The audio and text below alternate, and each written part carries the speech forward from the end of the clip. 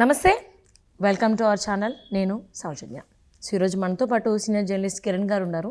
వారిని అడిగి అంటే గేమ్ చేంజర్ మూవీకి సంబంధించి చిరంజీవి గారు కామెంట్ చేసి ట్వీట్ చేశారు. అది కూడా హైప్ పెంచడానికి కనుక కొన్ని కామెంట్స్ వస్తున్నాయి. ఇది ఎంతవరకు వాస్తవం ఏంటిని వారిని అడిగి తెలుసుకుందాం.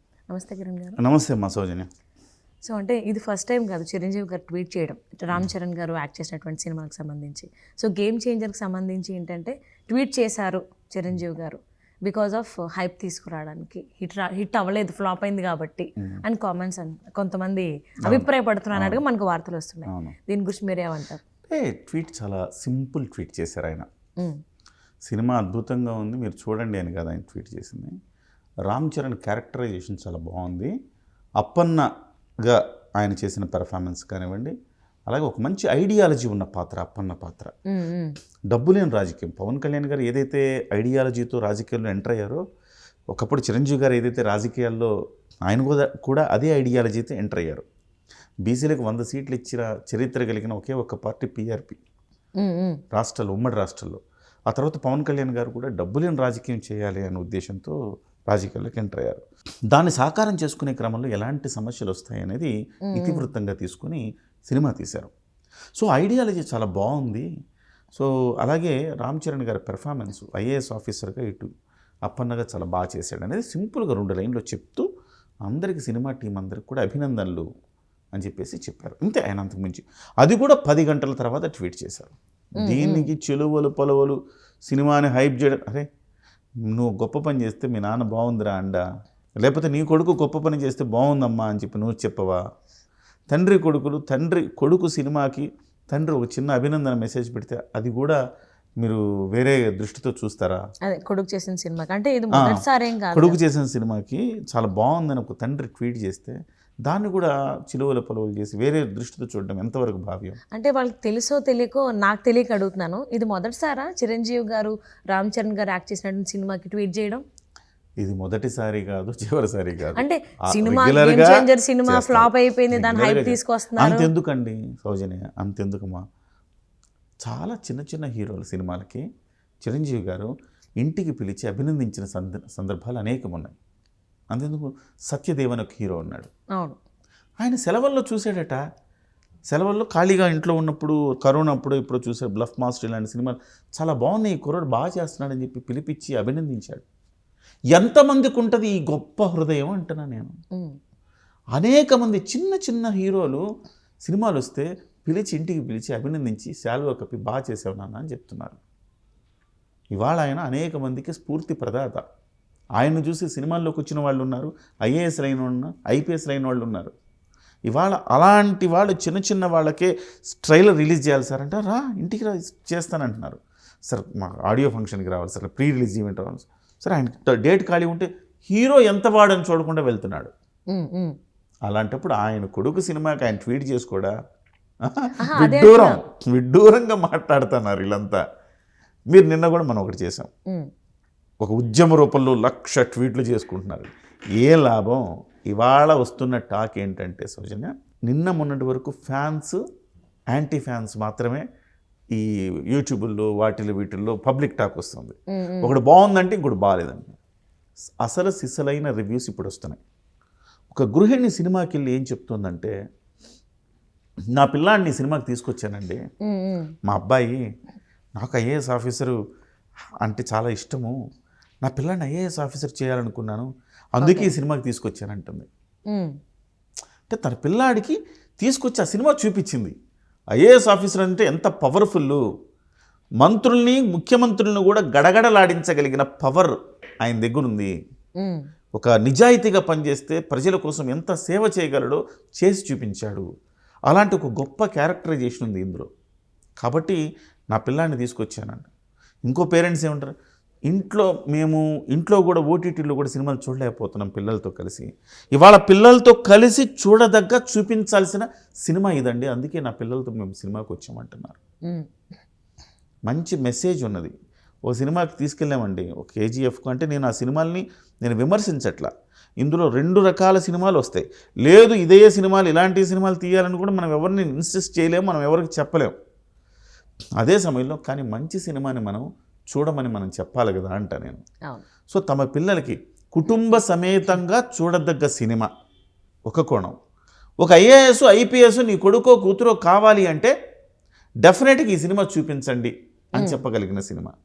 లేదా సమాజంలో ఒక ఓటుకున్న విలువ తెలియాలంటే ఈ సినిమా చూడండి అని చెప్పే సినిమా. ఇలా పలు విధాలుగా ఈ సినిమా ఒక మోటివేషనల్ కావాలనుకోండి. స్పీచెస్ చాలామంది మనం కెరీర్ గైడెన్స్ దగ్గరికి వెళ్తూ ఉంటాం, మా పిల్లాడిని ఏం చేయాలో అర్థం కావట్లేదు అని చెప్పి తీసుకెళ్తాం. అలాంటి పిల్లలు ఈ సినిమాకి తీసుకెళ్తే ఒక ఐపీఎస్ ఆఫీసర్ అవుతారు.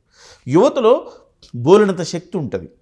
ఈ శక్తిని ఆ సినిమాలో హీరో కాలేజీ బ్యాక్డ్రాప్లో తీసిన సన్నివేశంలో చాలా పవర్ఫుల్ కుర్రాడు అనమాట రామ్ చరణ్. అక్కడ అంటే తప్పుని ఎవరు చేసినా శిక్షిస్తాడు, ఈవెన్ ప్రొఫెసర్ తప్పు చేసినా బుద్ధి చెప్పే క్యారెక్టర్ అనమాట.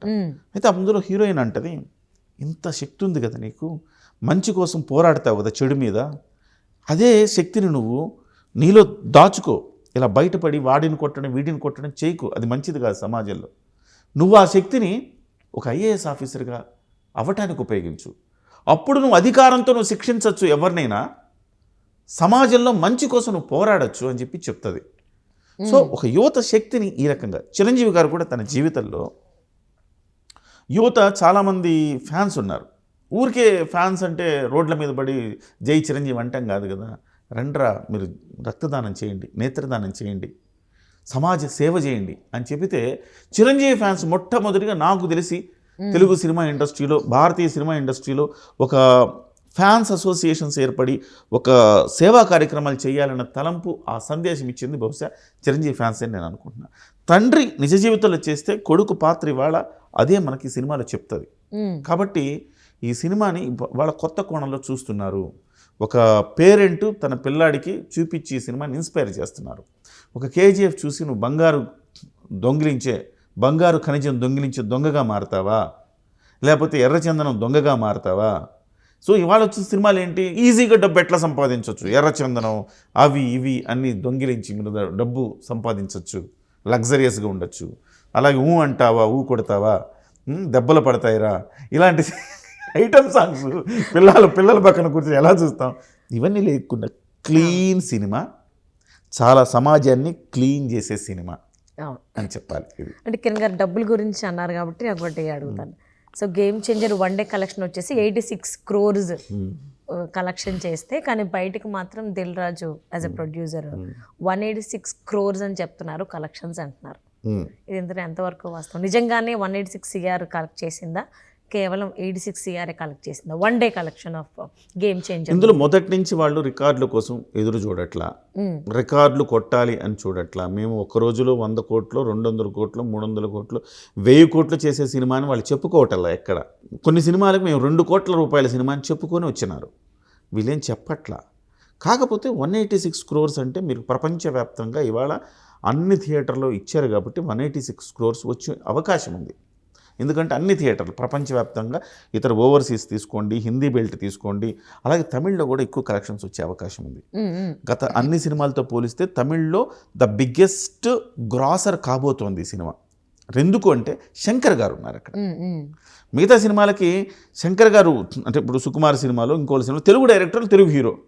ఇక్కడ తెలుగు హీరో తమిళ డైరెక్టర్. తమిళ్లో కూడా ఎలాంటి డైరెక్టర్ అయినా మొట్టమొదటి పాన్ ఇండియా సినిమా చూపించిన హీరో డైరెక్టర్ అయినా. సో అలాంటి డైరెక్టర్ మీద ఎక్స్పెక్టేషన్స్ ఉంటాయి. డెఫినెట్గా మళ్ళీ శంకర్ గారు తన పాత సినిమాల ఒరవడిలో మళ్ళీ ఆ స్థాయిలో ఈ సినిమా తీసుకెళ్ళాడు. సో మంచి మెసేజ్ ఉన్న సినిమా అని ఇవాళ జనాల్లోకి కొత్త రివ్యూ వెళ్తుంది. ఫ్యామిలీతో వెళ్ళాలి, పిల్లల్ని తీసుకెళ్ళాలి, ఈ సినిమాకి కదా పిల్లల్ని తీసుకెళ్ళాలి. ఇంతకుముందు పిల్లల్ని తీసుకెళ్లే సినిమా కోసం ఎదురు చూస్తున్న క్రమంలో వచ్చిన సినిమా ఇది. సో ఖచ్చితంగా ఇది కొత్త రివ్యూస్. రాబోయే రోజుల్లో జనం లాంగ్ రన్ ఉంటుంది సినిమాకి, ఒక రోజులోనూ వారం రోజులు కాదు, లాంగ్ రన్ ఉంటుందని నేను భావిస్తున్నాను. సో నిన్న మనం చేసినటువంటి వీడియోలోకి ఇదే మాట అన్నారు.